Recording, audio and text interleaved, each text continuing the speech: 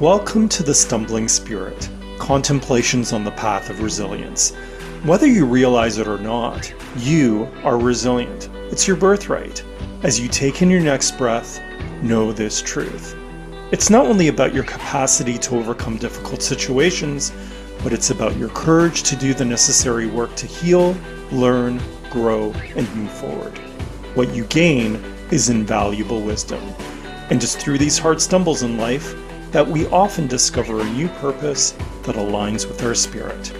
My name is Fabio da Silva Fernandez, Reiki Master, Mindfulness Coach, and Mystical Explorer. Join me as the Stumbling Spirit podcast highlights the lives of extraordinary people like you, sharing transformative stories and beneficial practices of resilience to guide you on your wellness journey.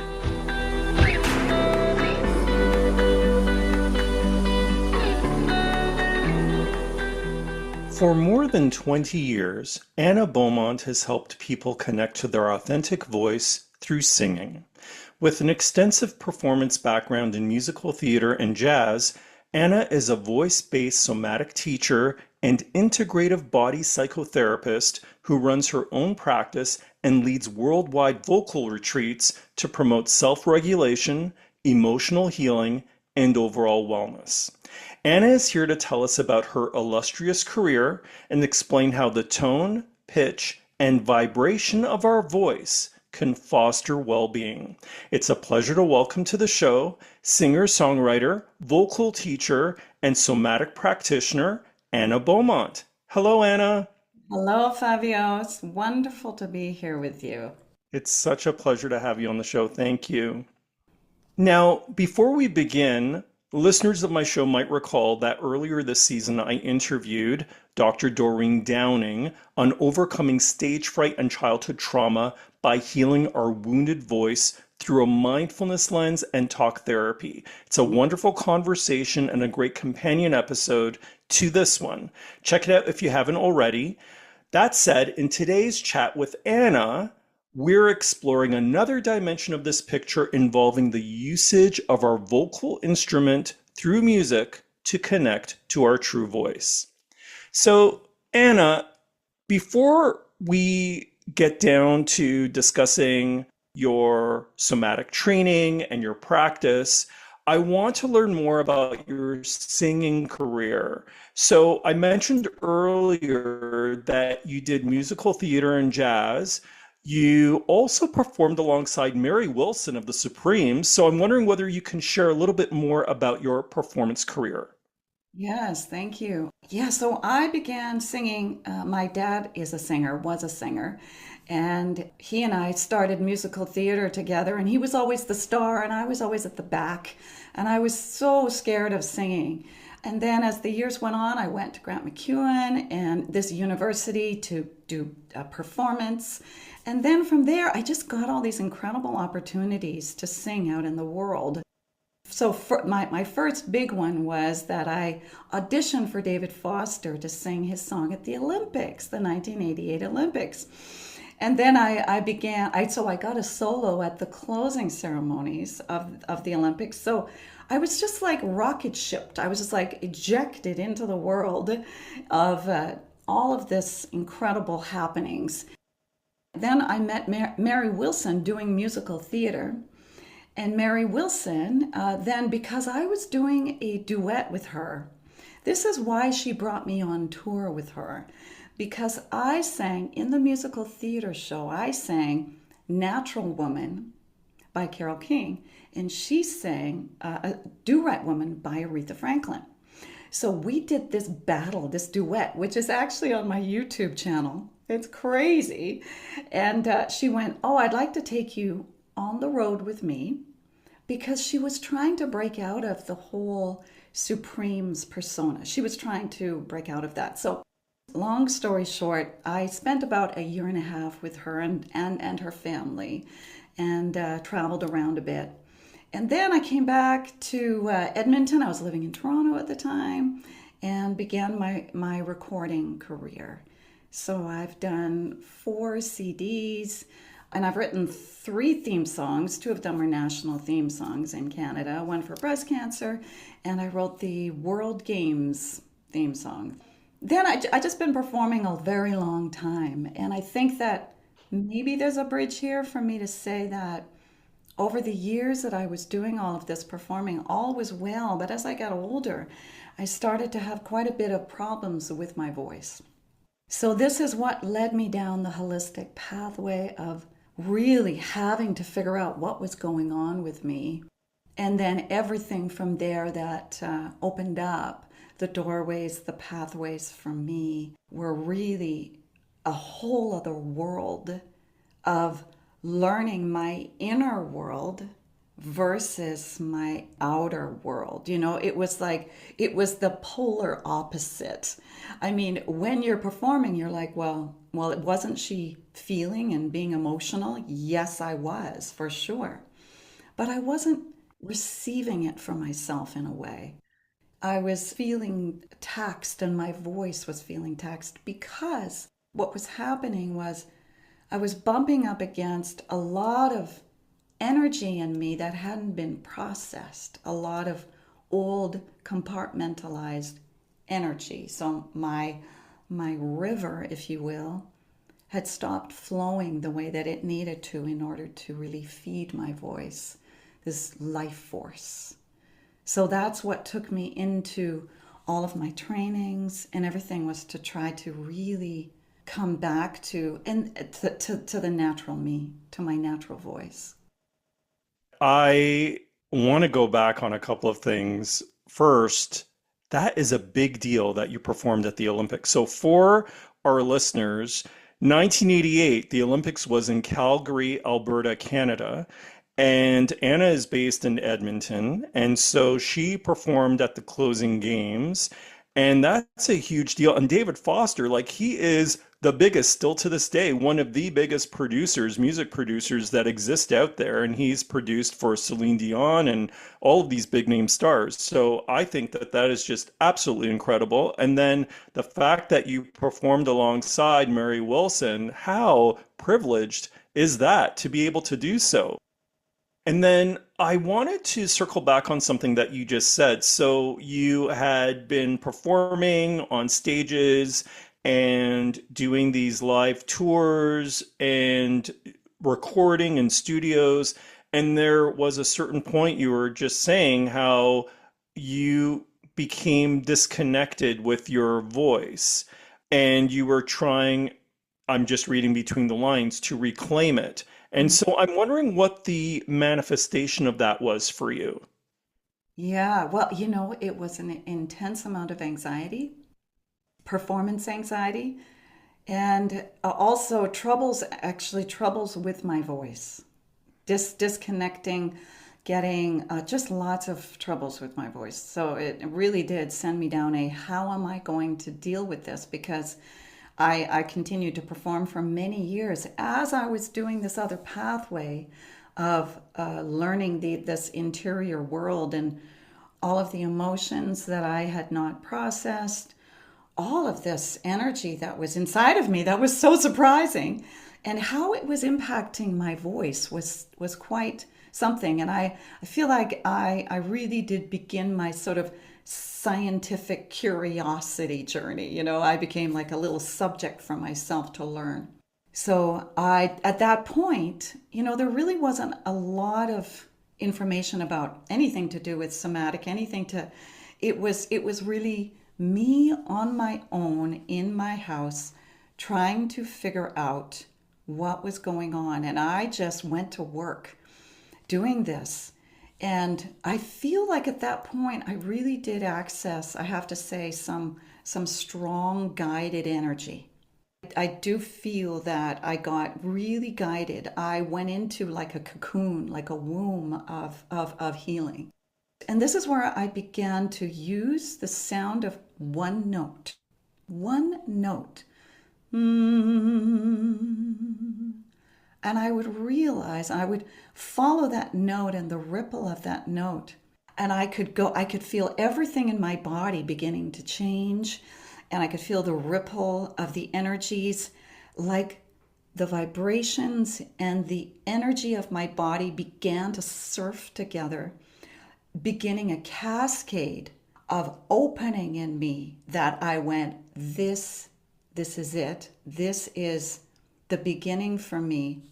And it was I just sat for months and did this healing process, which is what I teach now to a lot of people. But I also did get a lot of help in a lot of other ways. But this was my vibration plus emotion and the way that I brought them back together. Because clearly, now I can see this, they had separated. Wow. I find it really interesting how intuitively you were able to tap in to what you needed initially to cultivate that connection again with your voice. And in the introduction, I talked about tone, pitch, and vibration. So I'm wondering whether you can talk a little bit about that in terms of how those three and perhaps other aspects of sound can contribute to healing. Oh my goodness. Wow. What a great question. So, first of all, let's talk about tone.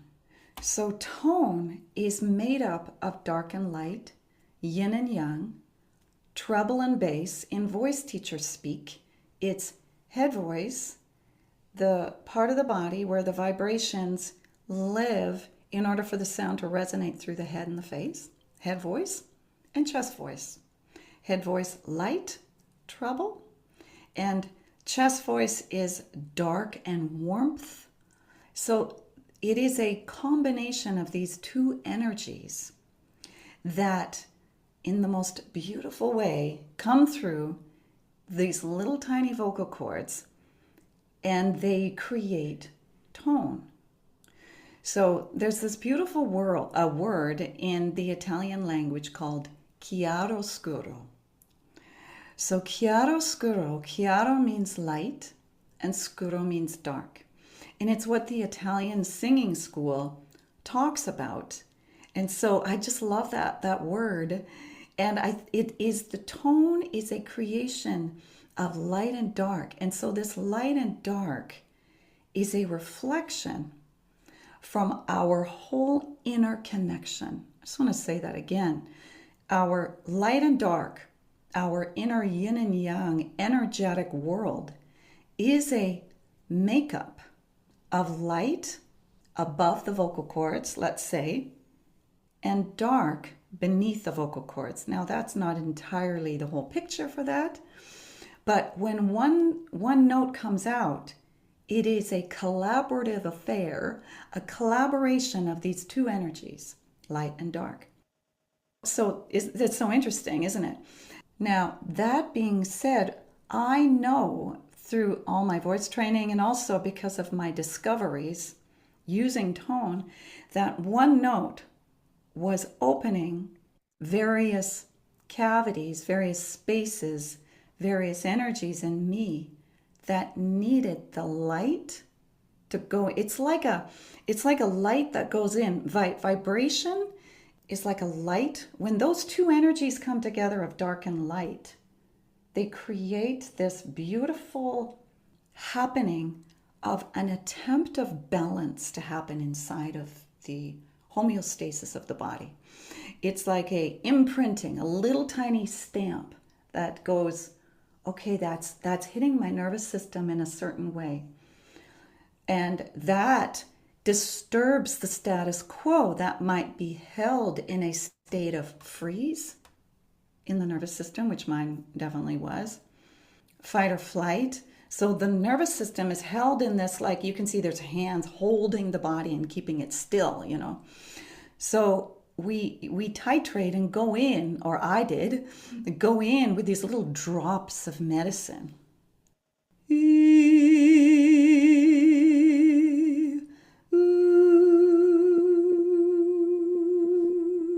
And I would start to discover, oh, I'm touching my ears. Oh, I'm touching my ears. And now because I'm touching my ears, all of a sudden I can feel that I've got a portal, a way for my energies to rise up and find a different way up versus them being compressed.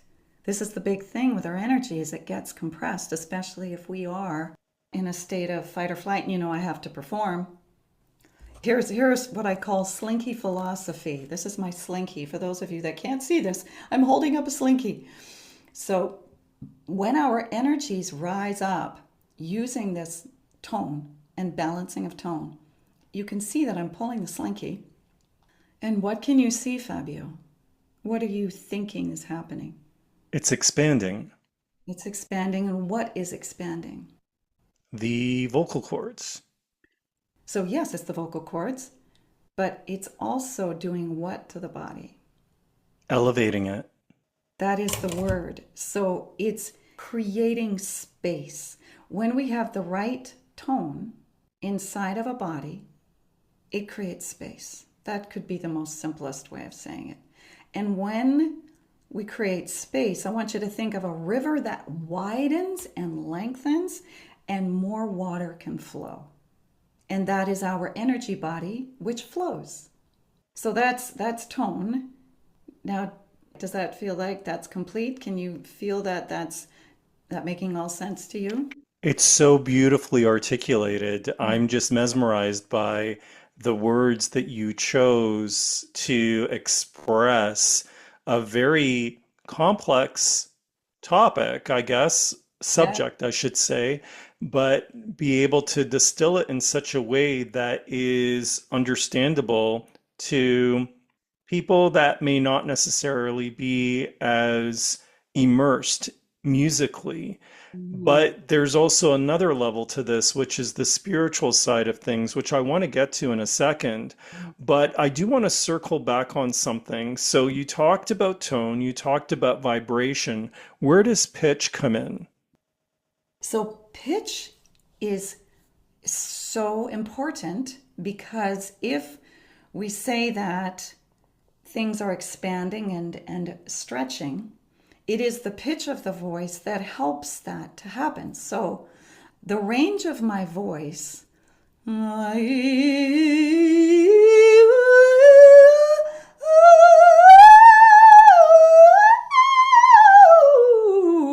all of those notes, all of the range of my notes are hitting parts of my body. So when I expand the range of my voice and I go up, it helps to create more space. And this is actually, can I just say this about toning versus movement? So as we're talking about the range of the voice and all of this movement, there is a practice that people do called toning. Toning is a beautiful thing to help us create a stabilizing in the body. So we only use really tone, like one note. So we've all heard about toning, oming, and all of this, and it's incredible. The opposite of that is movement and flow of energy and the range of notes. And the more movement we have in the range of notes, the more that we touch the body in various places that are not being accessed, which allows for more flow to happen. So when I sing up really high, there's a whole ergonomic system, if you will, inside of my body, a scaffolding that goes, okay, let's open. And so if I sing really high, then what ends up happening is there's space that gets created for more energy inside of us, more aliveness, more energy to flow. Now, this is a big thing for people who are in a state of anxiety, in a state of a freeze. When we're in a state of anxiety and a freeze, the last thing you want to do is to do this because you're in a state of, I'm going to die. And so you hold your voice back and you don't want to make a sound, really. You're just contained. And so this is, instead of thinking, Fabio, that I need to regulate that state, instead of that, yes, we can breathe. We can do that. We can regulate it. Instead of that, I always say to my singers, let's put some voice to it and let it go crazy, to off-gas it in a way. And that requires the range and the pitches to be taking the cork off. So the voice goes and just snakes its way out and gives voice to the feeling of that person. And then it's over. We don't have to go into a whole bunch of story. We can just let the emotion that is here in that moment find its ladder. I get it. I get it. It makes sense to me. Last season, I interviewed a sound bath practitioner called Nicole Manis, and so incredibly talented. She had her singing bowls, and she was going through all of the different tones of the crystal bowls and the notes, and also she was doing vocal toning as well. And when you were talking, it reminded me of my conversation with her, but also it just reminds me of just the chakras within the body. And I have an understanding of that as a Reiki practitioner. You've been talking about what the physical benefits are, and I'm wondering whether you can tap into what the spiritual benefits are. Beautiful. So this is like going into now the stillness versus the movement. So we were just talking about emotional movement, which I could sort of say that that's like a feminine expression. The feminine essence is about movement and flow. So this is one half of the coin again. The other side of the coin could take us into the spiritual side, which is stillness and meditation. And having access to this part of us is what is holding the movement.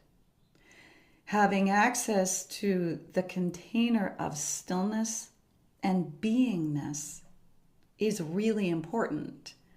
And I think when I was, as I was saying, when I was going in through this healing crisis, when I was going through it all, I was in some very, very strong spiritual states. It was probably what you call an awakening for me.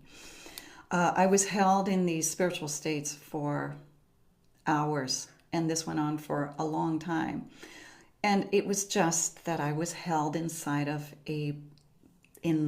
light. I couldn't see anything. I was inside of like a black and white photograph image. It was that kind of a extreme experience. And so inside of this experience, I was going back and forth between that experience of complete stillness. And this was inside of that experience. I knew, as this little curious scientist that I was watching everything readjust inside of my body, you know. It's like, oh, okay, well, there's my left foot, there's my right foot. Okay, I'm back to the light. Nothing, nothing, nothing. And then I would make a sound. And then I could, because I had so much space and so much being stretched like this massive light bubble around me. Every time I made a note, it was like this fascinating domino effect of vibration going through like one of those pinball machines, the vibration and energy going through my body, and I'm witnessing this whole thing. So I've actually never said this out loud, Fabio. It's just really interesting to talk about it and bring the two together of my experience of this in my life, you know. So in the work that I do with my students, it really is a collaboration of, it is two sides of the coin. We spend quite a bit of time sitting in stillness. And I have a whole technique that I do to help people do it very quickly. Why don't we do it? Because it's really quick. So what I say is we want to hold the flickering candle mind steady, because the mind is flickering, especially if you're coming into a voice lesson or a voice class. And we need to steady the building. So we're going to steady the building. And I'm going to have you find a tiny focal point away from the camera, a tiny focal point away from the camera that is tiny, that you can hold on to like a dot. You can just like hold on to that. And what you're going to do is you're going to put the tip of your tongue up on the roof of your mouth a little bit and press your tongue until you feel your inner world stabilize. Your outer world of your vision is stabilizing through holding that point, and your inner world is stabilizing by holding your tongue. We're going to do that for 10 seconds. Here we go. 10, 5, 4, 3, 2, 1. Yeah. So you can feel all it takes is like 10 seconds in order to let this descending energy of to come over and down. What do you feel? It was a very interesting exercise. What I found was it was almost involuntary that my eyeballs wanted to look away. It was weird because I was like, but it only lasted for like maybe 3 seconds and then it stabilized, as you said, and it just remained focused. But it was an interesting exercise because my body, in a very weird, involuntary way, wanted to look away from that spot. Yes. Yeah. Well, and you're running a podcast too, right? So, it's hard to break away from the focus that we are in. But if we are to open to the powers that be that are always here for us, that we can align to the light, then this is really what has been such a big practice for me in what I'm teaching is to align to this spiritual help, this support that is here. And it really is our energy plus our consciousness that comes together, creating a sound. And that consciousness, I was going to say, the consciousness creates a focus in the sound. It creates a clarity in the sound. So there's a purpose to it all in the sound of our voice. So without this focus, that's what we were just doing, a 10-second focus. That's what I call it, 10-second focus. It helps the sound get centered into our wisdom space, our clarity space up here. So all the chakras have this purpose for the voice. All the chakras have each a different quality that you can imagine that brings itself through the sound of one note, every chakra.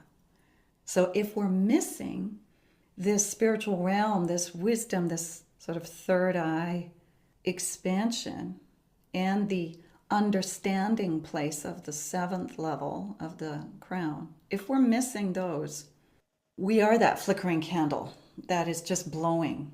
It's moving too much, and then we become anxious, and then we have too much movement, and that is anxiety. You can feel that. And so really bringing the two of those together is the work of the natural voice, I would say, is bringing stillness and movement together through the sound of the voice. That's brilliant.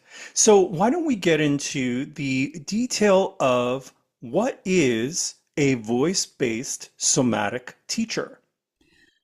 I use that term somatic, and I prefer the word feeling and emotion because it feels like, but I can use that word somatic because that's how it's trained in something called integrative body psychotherapy. But nowadays, that word somatic is very, very widely used. So what we do in class is we sit and we make a sound. And I say, where do you notice that in your body? So why don't we do this, Fabio, okay? And what is this doing? This is bringing the mind into the body. It is mindfulness. But it's bringing the mind into the body as a way to build a bridge back home to the emotional nature within us that gets abandoned. The energies that are in motion get cut off. So the somatic feeling and being inside of this is a beautiful bridge with the spirituality because it really is this coming together of the two. So let's hum and feel what you feel, and you're going to tell me. So do like a 10-second hum You Sure. don't have to hold it for 10 seconds. You hold it for 3 or 4 seconds. Try that. Hmm. Yeah. Now, did that impact your body? Yes. Okay. Right out of the gate, that was an affirmative yes. Okay. So where did it touch you? My heart. Oh my goodness, I felt that too. I felt your sound of your voice going straight down my body. So you felt your heart. So then I would say to you, okay, now we're going to go to the heart and we're going to access the voice via the feeling now versus the voice. So we're going to feel the heart, bring the awareness into the heart, and now you're going to bring the sound of that hum to the feeling. Try that.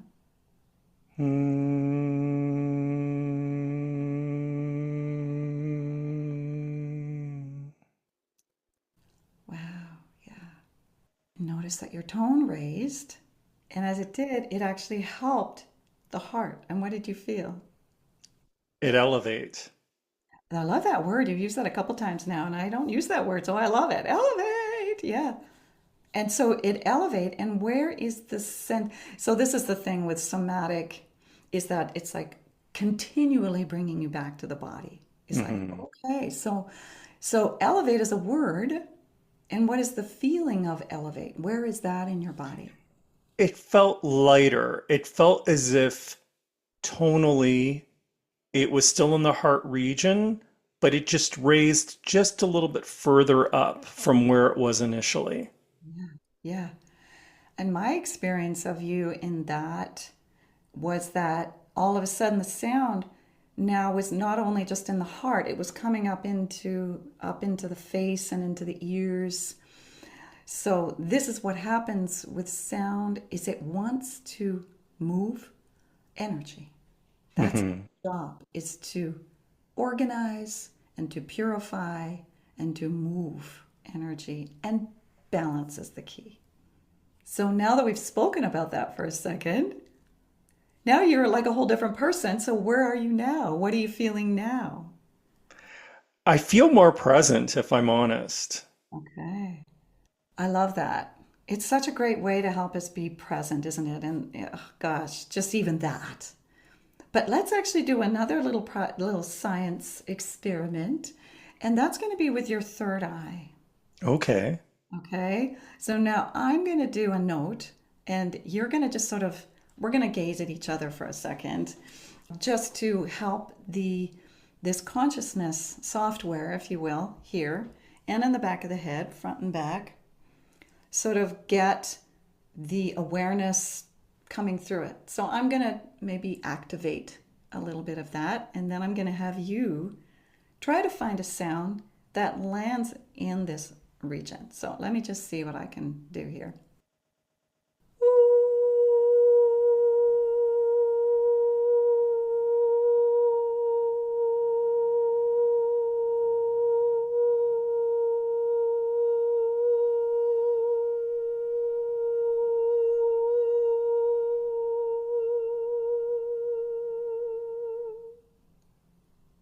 I totally felt that.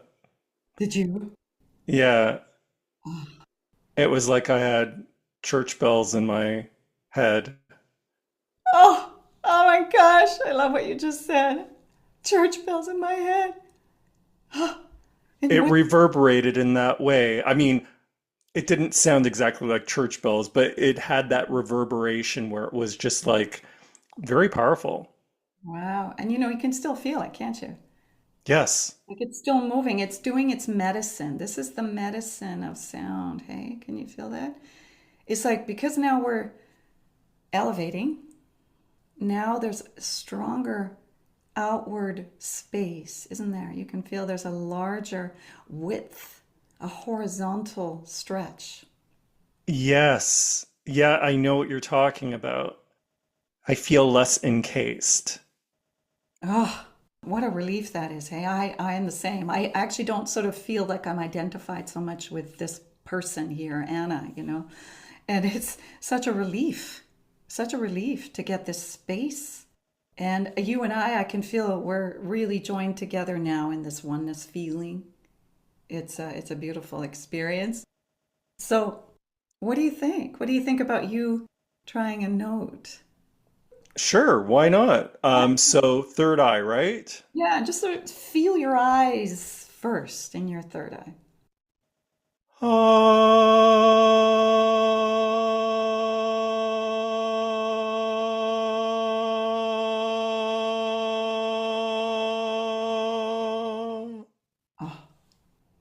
wow. I could cry right now. Like you touched me. Yeah. Because we're in this space too, so I'm very open and so are you, and you can feel that we're being impacted by each other quite a Yes. bit. I felt your sound just like wash over me in a beautiful descending kind of way. It's like an answer to the elevate is the descending, because that's what the light masculine does, just to say. That's this sort of grounding energy that comes to the women. Women need this to help us feel held. And I felt that you did that in that sound. What did it feel like for you? It felt intimate. Yeah, yeah, I felt that. I mean, it was immediate. There's you and I are in how many thousands of miles away, but here we are connecting through vibration, light, and energy with no separation. It's absolutely miraculous what we are. Absolutely. And I resonate with that deeply. There's a style of Reiki that involves doing distance across space and time. So geography doesn't matter. And so, this idea that a vibration can extend beyond the bounds of our physical space, our environment, is very much something that I believe in wholeheartedly. Yeah, you've experienced it, so have I. I mean, I think it's undeniable, and I think it is the evolution of our species to be in alignment with this understanding.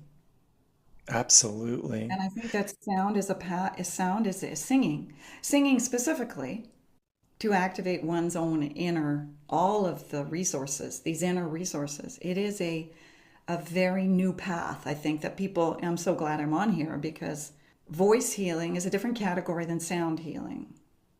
Voice activation. Voice activation is very different from sound healing. Can you explain a little bit more? Sound healing is about a sound that is being rung like bowls, chimes outside of us coming in. Voice healing is about a sound being struck inside of my own instrument and going out and in. So sound healing is incredible for activating a receptivity in us, a receiving. The ability to receive is, I think, difficult for people. Hmm. You know, right there, right?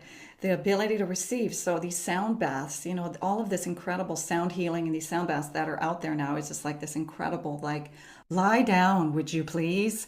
And just take a load off and let the sound come into your body. That's beautiful. That's one side of things. The other side, if there is a side in this, is that my body is an instrument. If you turn me on my side, I am a piano. Doom, doom, doom, boom, boom, boom, boom, boom, boom, boom, boom. All the notes of the scale are alignment with my chakra body. So I'm an instrument of light. So what if I played my own instrument, which is what all those years ago I ended up discovering, was that I could play my water, I could play my fire, I could play my earth, I could play my body, like tapping into all these inner resources that were just like kind of felt like they had been ignored and lying dormant, if you will. And I think this is the case for the world. I do. I think these inner resources are being taxed and they have separated inside of people and they're lying there waiting to be accessed, like, and vibration and energy are a way and Reiki, all this coming back to the energy and just really courting it with sound, courting it, whispering to it, saying hello and having it gently come back on board so that we can realize who we really are without anything in the way. Everything is right here. Without anything in the way, without all my story, all my beliefs, all my narrative about, oh my God, this happened and this happened. And yes, there was a lot that happened. Everybody. But boy, it's all right here within us. I have a question of clarification.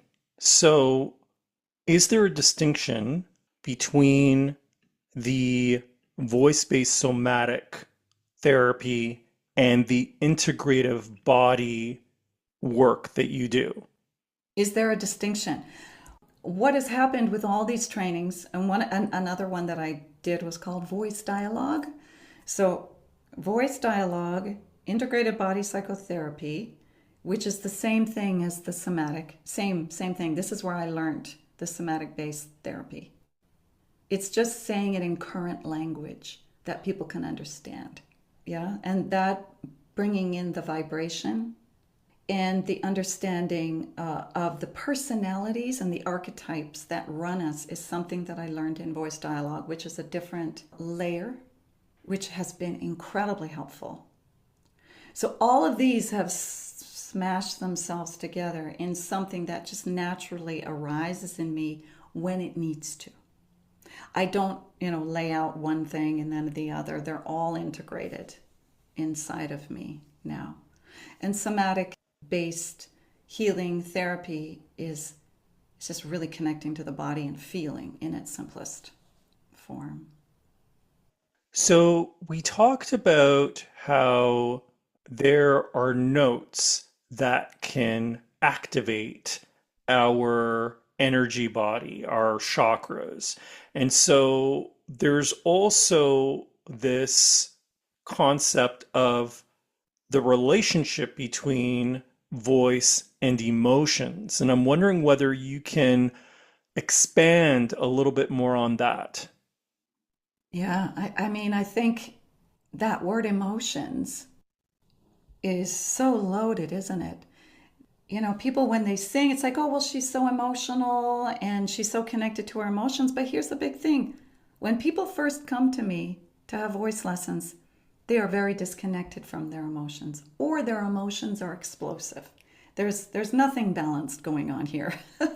I'm sure you experienced this. There's either a very strong warrior archetype in the solar plexus that is angry, which I understand, and that's appropriate, understandable. It can totally be there.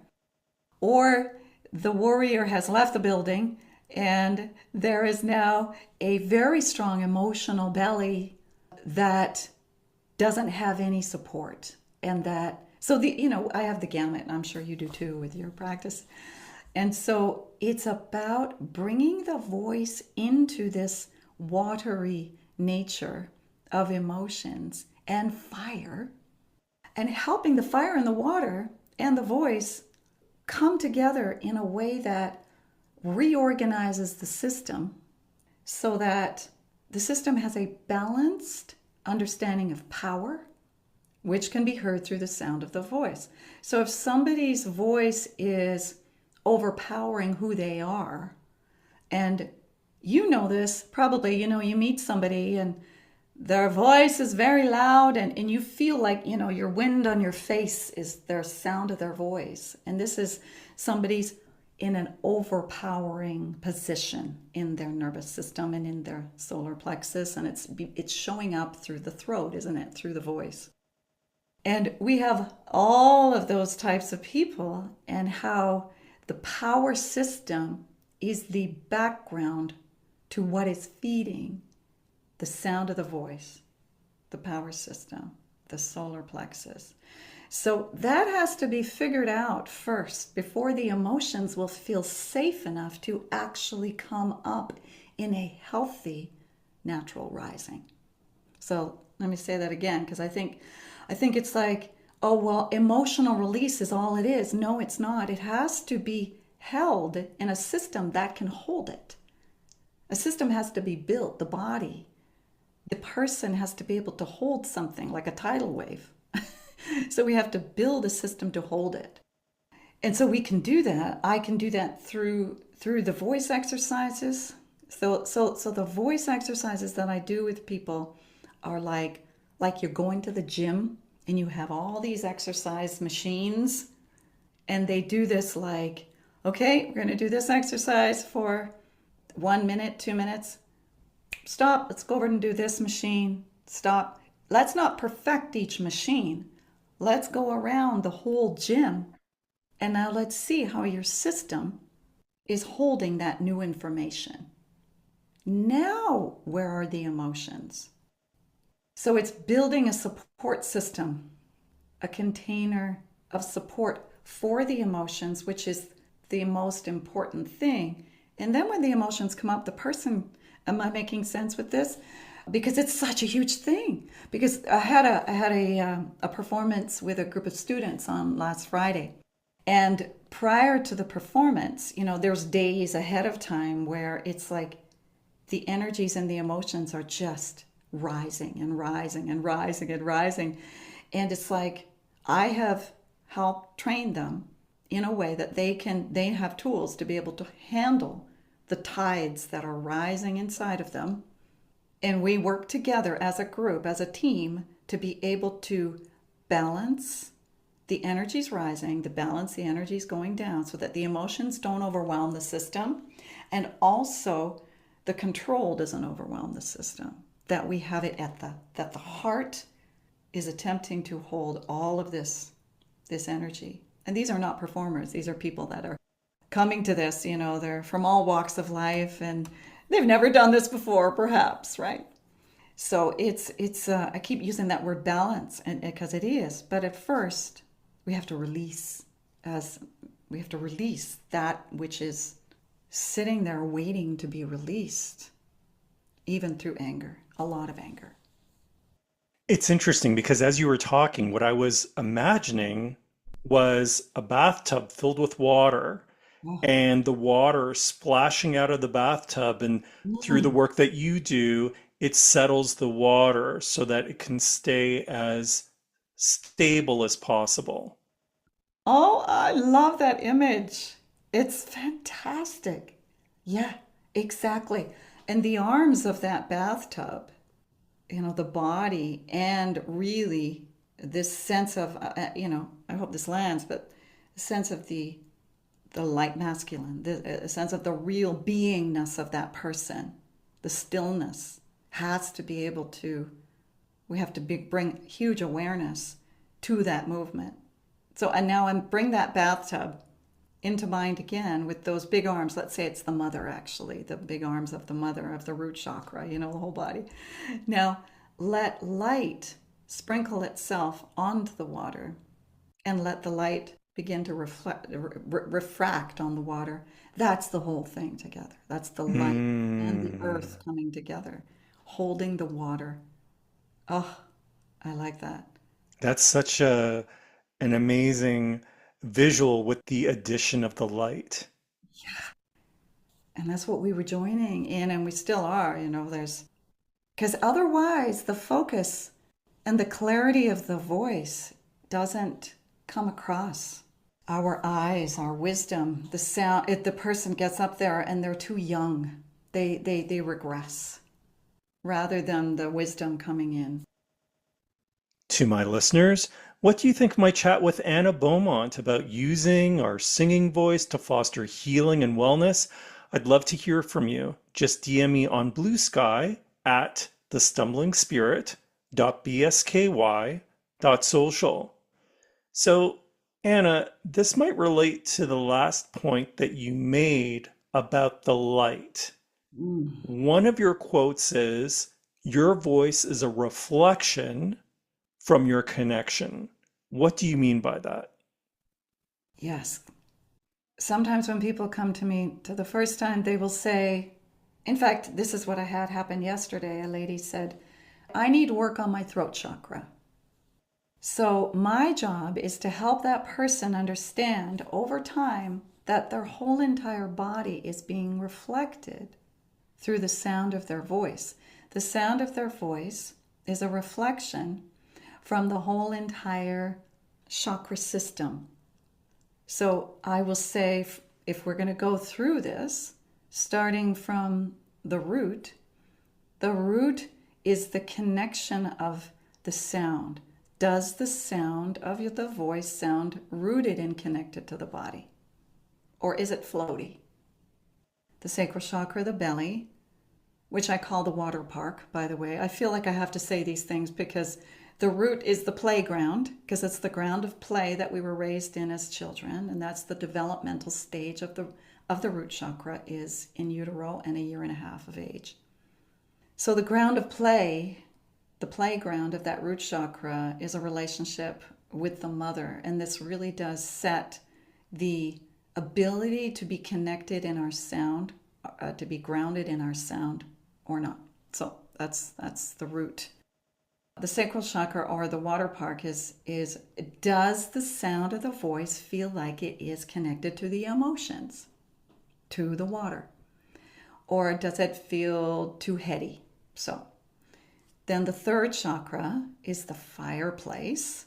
It is, does that sound of the voice have enough energy in it to be projected, to be reflected, to have something bounce out of the body on the trampoline of the diaphragm, boing out the throat? Does it have enough energetic in it? So when we get to the heart, this is what I call the treasure chest, is the treasures of the heart. And this is the airspace and the warmth of the sound. Does the sound of the voice include a sense of warmth and heart? And then when we get to the throat, I call this many things. I call it the speakeasy or the sound garden, depending upon. And does the sound of the voice, this is the resonance. The resonance is the reflection coming through the throat of the whole system. Does the sound of the voice resonate with the authenticity from the heart and the lower chakras? So now we're up to the third eye, which is a big contributor. And now the third eye and this realm here is what I call the lighthouse. And it's the beam of light that brings clarity and focus to the sound.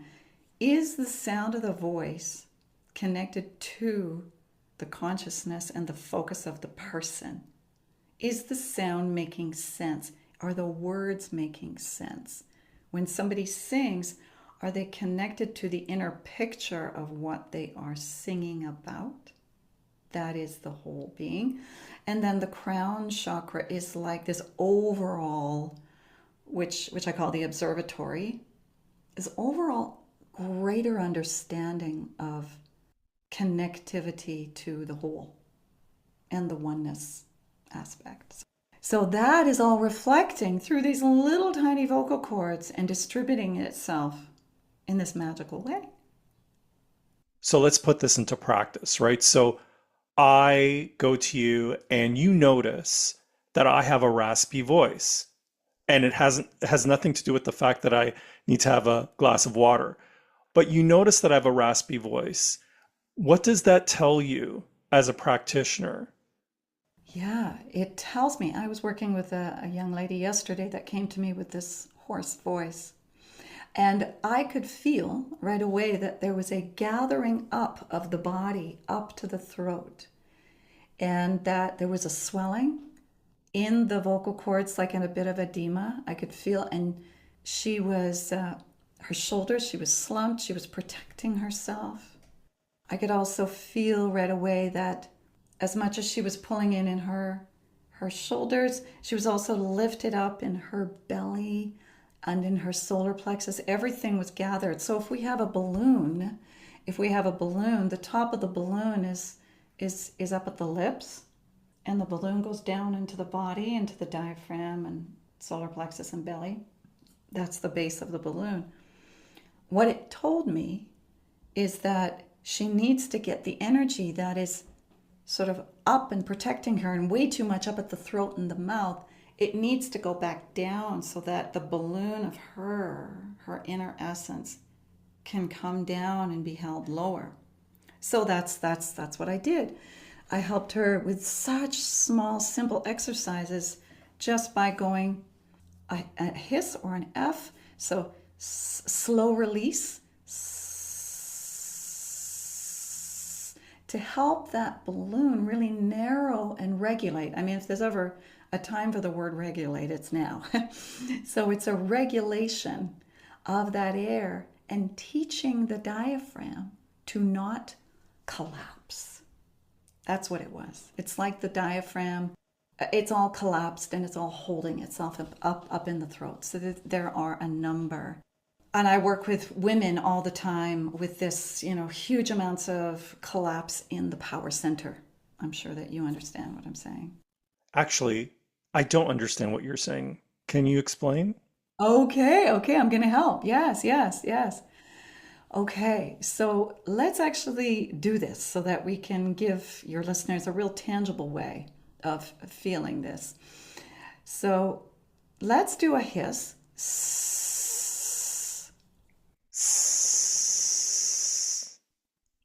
Good. Now I want you to feel, really slow that down and create a set. I want you to become aware of a pressure going down into the body. Obviously, there's a pressure coming out, right? There's a pressure coming out, but there's an opposite pressure that is going down into the balloon, let's say, and it's telling that balloon, stay down, don't collapse up.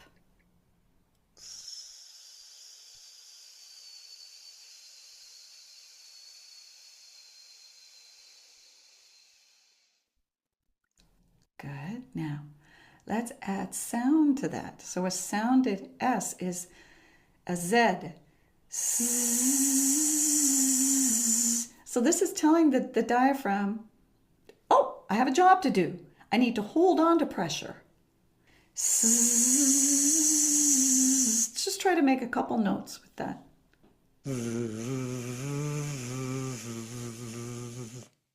Right, and you can feel right away there's a shakiness, and it's really highlighting something that is happening inside of your diaphragm.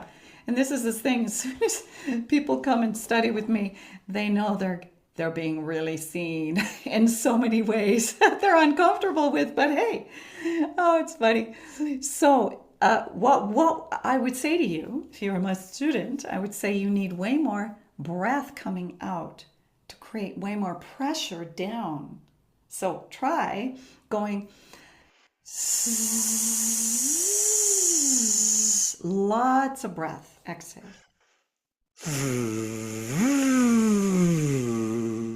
Yeah, good. Now let's try that on an F. We're in a voice lesson. Here we are.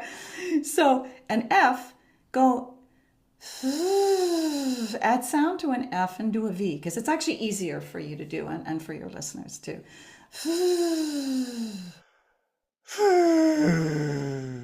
Right. Harder for you to do.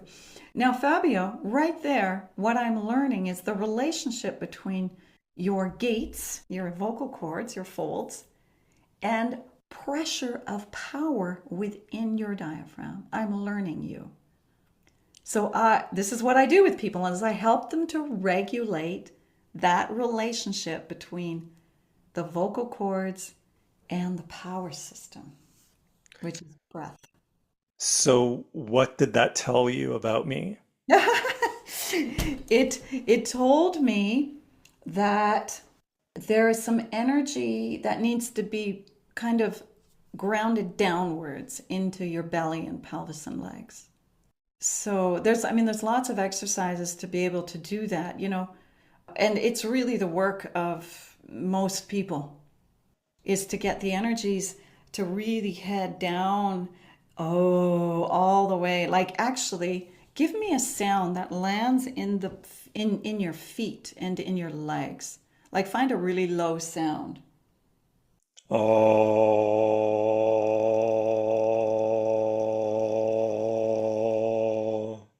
Yeah, good. And you can feel that's a bit of a struggle. There's a lot of interruption in the throat. You can feel that. I felt it in my feet though. It was there. It was like double dutying, you know? It was doing its medicinal job of going into your feet because wherever my attention goes, my energy flows. So there we go. And then it started to just like show the resistance to that part, to the root chakra and whatever else, we would investigate and come up with. But yeah, I mean, I think just that, if we're in the container and in the understanding of this whole breadth of work that we're talking about, with voice, then doing one thing like that is like the right prescription, if you will. Thank you for that. You're welcome. I understand that you hold worldwide retreats as well. So, can you tell us a little bit more about them and how is that experience different from the one-to-one sessions that you do? Mm. Yeah, so I have taught retreats in Maui, in Mexico, in Costa Rica, Western Canada, and I've got one coming up on July 17th in Alberta. I was in November in Mexico, and it was a retreat called Yoga Voice. So I had a yoga teacher with me, and we did yoga and voice, which is fantastic because you can imagine. And normally I will do them on my own. And when I do them on my own, I call them the sound of being. And this next one coming up, it's just called open.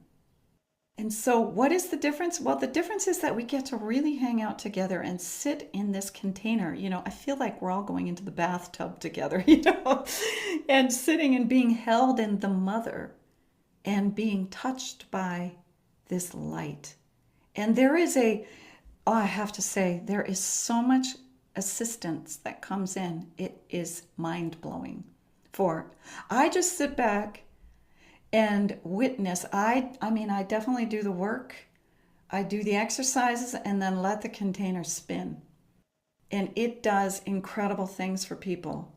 Things change. And I just feel like it's really not me. I mean, we're all just together holding down the fort of this massive happening in these beautiful places that happens to people. So I can't say enough about it. I always get a lot out of it myself. So it's magical and how it is. And so with the one-on-ones, it is this similar kind of work that we are doing within that. There's so many pieces that I do with the group energetic. They're like puzzle pieces, all these people, and we're just moving around trying to get everybody's energies back to balance, I think. But again, I feel like I'm not a part of it. It just does it. I hope that doesn't sound too woo-woo, but it is the case. It doesn't sound woo-woo at all, Okay, trust me. It doesn't. good. Well, you understand. Yeah, it's magical. What message do you have for people who are searching or wanting to connect back with their voice, but are maybe shy, maybe a little bit unsure or uncertain about their singing ability? What would you say to those people? It's very common. And there seems to be this very strong perfectionist and critic that is inside of us all. And that is the one that gets triggered when they think about coming to a voice lesson. The perfectionist comes in and says, well, if you're going to do that, then you'd better be perfect. And the critic comes in the back door and says, well, you don't have a very good voice, so you shouldn't do that. So this is basically the formula. This is what happens. And so people don't. And then they do because there's a stronger desire in them to come in. And I just let it all be there. All of it can be there. And it's really important that they know that it's safe to make messy notes, notes that they can cry, that they can fall apart, that they can also be brilliant. And this is something that people are afraid to be seen inside of their beauty and their brilliance on the other side of the coin. We think it's all about, well, I can't sing and I'm stumbling and bumbling, but it's actually, these are people with huge gifts that are sitting on them, that are they come in and they make these beautiful sounds, and they're looking at me like, are you going to abandon me? Are you here for, are you going to still like me if I'm really good? It is a big piece. And they need to be seen, they need to be heard. I need to be seen and heard in this. We all do. But we need to be seen and heard in both sides of it. Again, it's always about the balance of the opposites. We need to be seen and heard, but there are also real wellness benefits. And you talked about some of them. You talked about emotional release or emotional balance. We talked about aligning the energy body, the chakras, and helping us spiritually as well. So I'm wondering whether you can dive a little bit deeper in terms of what other wellness benefits are there to doing this kind of work. There are so many. So if we circle back to all of the chakras, and when you sing a song and you're activating all of these chakras. So that means we get to feel more grounded because the sound of our voice is going to ground us, activating that part of us that maybe we don't think about, and that is creating a lot of anxiety and a lot of outer body kind of dissociative states, maybe anxiety. We get to channel our emotions. That means the stomach and the belly begin to access more of a parasympathetic system, more of a calming system. Through that releasing, then it can calm down. We can calm down. We get to have our passions and our desires from our solar plexus and get to really feel the aliveness and the passion of life and of singing. If you're studying with somebody that is really knowing how to help you excavate and get all this moving. But generally speaking, singing does a lot of this. And so then it opens the heart and helps stimulate and vibrate and bring energy to the whole body. The throat gets stimulated and gets to, and so on and so forth, Now, all of this can take time because people can be quite shut down. So this is a slow and steady unfolding. What does resilience mean to you? Oh, it's a good question. To be resilient, to be able to tolerate, our beauty, to be able to be resilient around how much we can receive. And I say that in the work, and I work with people for months at a time, years at a time, because it is building an inner resilience, but we really have to titrate this because, we can't handle it. And doing this work is developing the ability to be able to handle life, and become resilient, to tolerate, to develop a tolerance for excitement, to develop a tolerance for grief and emotion, to be able to become, and then the resilience is bouncing back from all of that easier, to being able to bounce back and know that I'm okay easier because of the work, because the voice has a weight to it. The voice carries a weight like nothing else does. Unless you're lifting weights, which I highly recommend for singers, because it helps to hold, the strong body helps to hold the weight of a voice. I really like that answer around developing a tolerance for those things that activate us. That's a really insightful explanation. Thank you for that. This season, I've been exploring the relationship between compassion and resilience and how compassion might influence resilience. I'm wondering whether you have any thoughts on that. Yes. So I'm just thinking about my singers on Friday and this compassion for the self. So right before they went on stage, each of them, we all gathered in my room, and I have these messages called the good parent messages that are from the mother.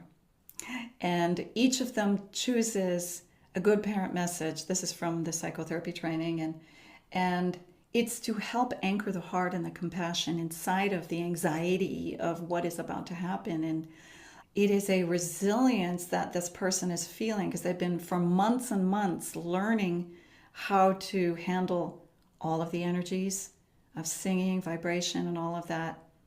And then I'll say, pick a message. And some of them are, you are special to me. I love you. I give you permission to be all of you and not lose any of me. And like this is a big part of the work because really at the end of the day, I will say that the compassion of the compassion of the heart is the purpose of everything that I'm doing. And it is a big thing to open. It's not easy. It's not easy. There is a big path to compassion. And it is, I think, through resilience that compassion can have a chance. Because there's so much in the way for us all. So much in the way. It's through resilience that compassion can have a chance. Wow. There's a quote for you. Oh my gosh. I love it. I loved it. I love it. I love it. Thank you for bringing that out. Your questions are so beautiful. And I think that, people say, open your heart. And it's like, oh my gosh, you know what that takes? It takes so much alignment. We can have it for moments, for sure. I'm not saying that, but I mean to live with an open heart. Whoa. We talked about singing being such an important part of your life, not only in terms of your practice, but, just for your enjoyment as well. And I'm wondering whether you have any other practices of resilience that you incorporate into your life that benefits you. Oh, I have so many. But one that has just come to mind is there's actually two. When you're driving around in the car and nobody can hear you, and you're feeling whatever you're feeling, anxious, sad, give it a voice. Just let it rip. Whatever it is. No, it may not come out the way, it may come out, and you may cry, but let the throat help do its job, which is to purify the body. The throat's purpose is purification. First of all, it's communication, but secondly, it's purification. So that's one. Just let it out. It's okay. The perfectionist can sit in the back seat. It's just fine. It doesn't mean anything about who you are. Just let it be messy. It is. Life is messy. Your voice is a reflection of life. So the second one is when we are, I think this is one that I forget all the time, by the way, but I try to remember. When I'm talking to you, Fabio, when I'm talking to anybody, that I feel the sound of my voice grounding me in the moment. So the sound of my voice, I'm doing it right now because I'm saying it and I'm remembering it. So now the sound of my voice is going down into my body and it's creating this nice shimmer. The energies are like, yay, she's saying hi. And so when we're talking, like right now, Fabio, if you're going to talk, hear and feel the affects of the sound of your voice as you speak to me. I am feeling it right now, just as I'm talking. Yeah. It's profound, really. And this helps when you're in relationship, because we're all anxious in relationship. There's always something. And it's easy to pull up and it's easy to pull into the other person's needs and wants and all that kind of thing. And simply, if I stay feeling the sound of my voice in my body, I am not abandoning myself. And what a crazy thought that is. Because I am not now more interested in this other person's reactions to me. I am more interested in, oh, that feels good in my belly. Oh my God, that feels good in my legs and my feet. And it's feeding me medicine of vibration that I am able to receive as well as give to you, because I know right now, Fabio, you're listening to the sound of my voice in your body. It's another mindful anchor. And so I really appreciate you mentioning that, because I think that when we often think of mindfulness, we think of breath, we think of focusing on things, Mm. but the voice is so resonant and it's within our body and we use it all the time that sometimes we can forget that it is there and that it has this ability to connect with the rest of our body. And what it does is like I can feel a lot, but inside of you and I, because we've done a bunch of work together to help us join in that, I can feel now that your awareness is fully immersed in your body when you talk like that. And I can feel flickers of when it wants to jump out. So it's so interesting, right? It's like we can't like hide when we're inside of this, you know. And I'm the same, right? I'm the same. I'm sure you can hear that too. It's like my mind goes bink over here for a second and oh, saw something. Such is life. Such is life. Yeah. It's this constant, you called it a flicker, which I love. That is such a perfect image for that because, yes, it's sort of this constant movement of going in and out, in and out, in and Yeah. out of conscious awareness, of mindfulness, of presence. And it's a lot of work. It's good exercise as well. Yes, and the more that we do it, this is also, I notice this for myself and for my students, the more that this happens, the more that all these unmet needs rise up. And then there's a whole bunch of chaos that happens there. And then we become present with that. And then there's a whole bunch more chaos that rises. So it's not just a one time, oh, now I'm present. That's it. It's no way that's the way it is. Life is just as you just described. I mentioned earlier that you're a singer-songwriter, and I'm wondering whether you can grace us with your voice. Oh, wow. Let's see. So there's a song that I have written a lot of music in collaboration with Rumi, the 12th century poet. I think you might know that. And this song, all day I think about it, and then at night I say it. Where did I come from, and what am I supposed to be doing here? I have no idea. I saw this from elsewhere, and I intend to end up there. This drunkenness began in some other tavern. When I get back around, I'll be completely sober.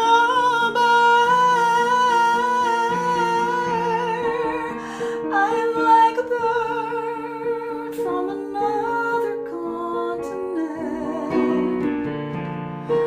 The day is coming when I will fly on. But who is that now in my voice? Who hears my name? Who even knows I'm here?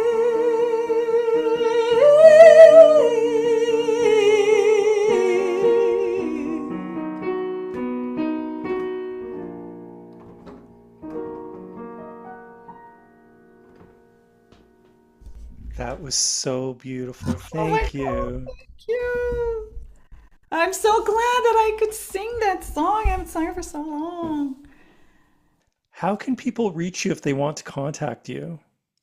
My website, annabeaumont.com, it'll come up and you'll see contact right at the top there for my phone number and my email. That's the best way. If not, they can just email me directly with anna.beaumont@gmail.com. And your website again is annabeaumont.com. Professional singer-songwriter Anna Beaumont is a voice-based somatic teacher, integrative body psychotherapist, and wellness retreat organizer who helps people connect back to their authentic voice. Thank you so much, Anna. I can't tell you how soul nourishing this conversation was. It really means a lot. Thank you for sharing your passion, your expertise, your voice, your artistry, your talent, everything. Thank you. Oh, well, Fabio, you have just helped me so much in order to be able to have that come out. Really, it's about your energy. Thank you for listening to The Stumbling Spirit, Contemplations on the Path of Resilience. This is Fabio da Silva Fernandez. Join me again for another episode of transformative stories and beneficial practices to guide you on your wellness journey. If you wish, you can follow and DM me on Blue Sky at thestumblingspirit.bsky.social. Until next time, take a deep breath and another step forward on your path of resilience.